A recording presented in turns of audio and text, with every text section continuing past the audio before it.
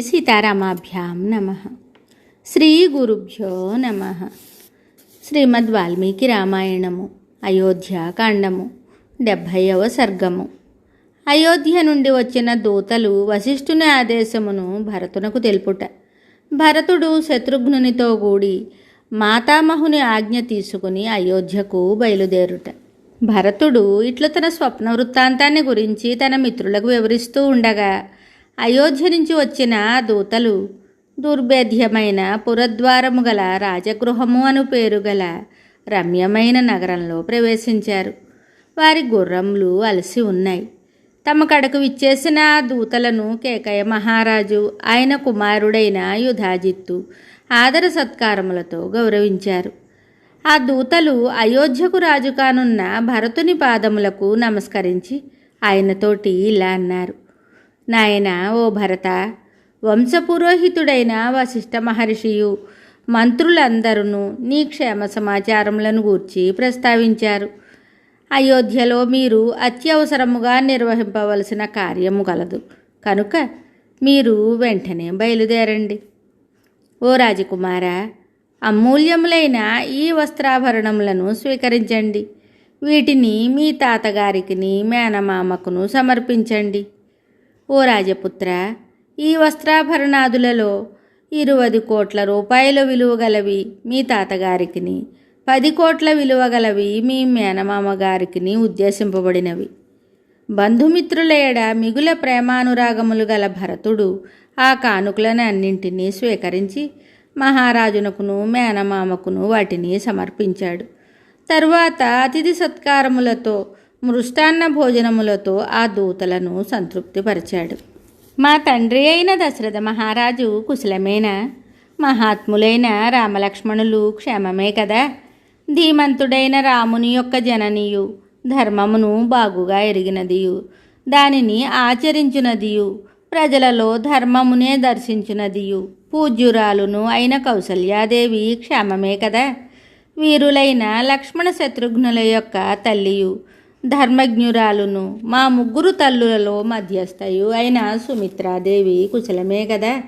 స్వార్థపరురాలును, ఉగ్రస్వభావము గలదియు, కోపశీలయు, అందరిలో తానే తెలివిగలదానను అని భావించినదియు అయిన మా తల్లి కైకేయికి ఎట్టి ఆపదయు లేదు కదా?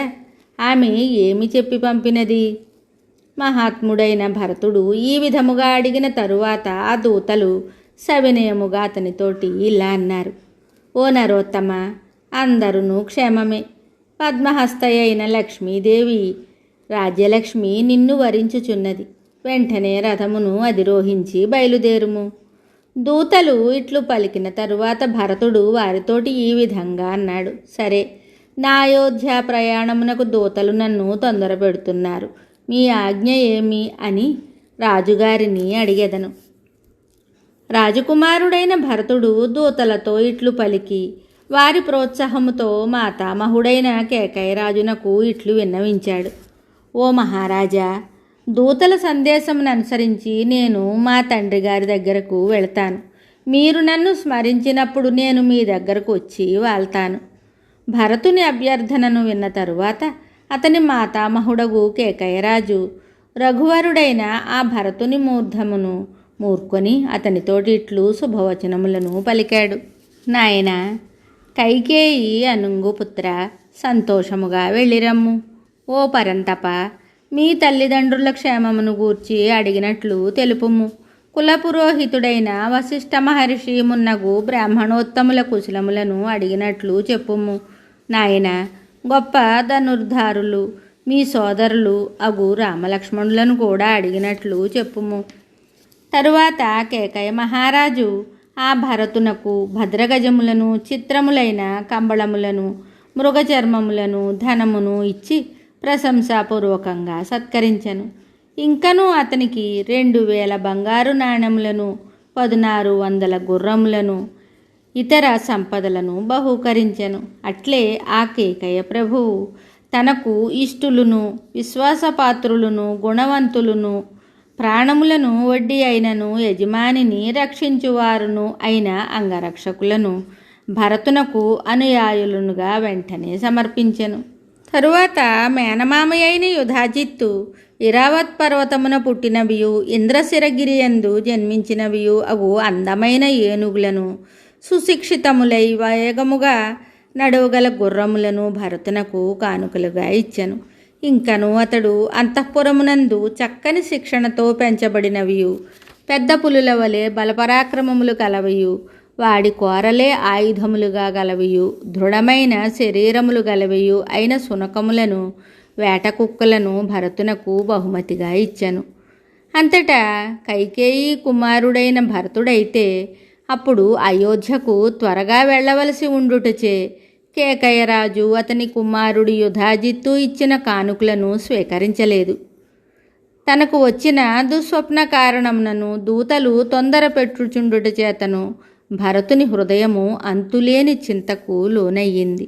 మిక్కిలి శుభలక్షణ సంపన్నుడైన భరతుడు తన నివాస భవనానికి వెళ్ళి అచ్చట మాతామహి అమ్మమ్మ మొదలగు వారి అనుమతిని తీసుకొని తరువాత చతురంగ బలములతో కూడి చక్కని రాజమార్గాన్ని అనుసరించాడు. బుద్ధిమంతుడును శుభలక్షణ సంపన్నుడును అయిన భరతుడు ఆ రాజమార్గమును దాటి రాజప్రసాదములలోని ఒక మహాభవనమును చూశాడు. వెంటనే అతడు అందులో ప్రవేశించాడు. అప్పుడు అతన్ని ఎవరునూ నివారించలేదు. తరువాత భరతుడు శత్రుఘ్న సహితుడై మాతామహుడైన కేకయరాజు తాత అనుమతిని మేనమామయైన యుధాజిత్తు యొక్క ఆమోదాన్ని పొంది రథంపై ఎక్కి అయోధ్యకు బయలుదేరాడు. రథముపై భరతుడు వెళుతూ ఉండగా దూతలు రత్నములు పొదిగిన శతాధిక రథములను సమకూర్చుకొని ఒంటెలు వృషభములు గుర్రములు మున్నగు బలములతో ఆయనను అనుసరించారు. మిక్కిలి ధైర్యశాలియు శత్రువులు లేనివాడును అయిన భరతుడు అంగరక్షకులు వెంట ఉండగా చతురంగ బలముల రక్షణలో శత్రుఘ్నునితో కూడినవాడై ఇంద్రలోకము నుండి వెడలిన సిద్ధుని వలె మాతామహుని తాతగారి ఇంటి నుంచి బయలుదేరాడు. వాల్మీకి మహర్షి విరచితమయ్య ఆది కావ్యమైన శ్రీమద్ రామాయణమునందలి అయోధ్యాకాండమునందు 70వ సర్గము సంపూర్ణం. శుభం.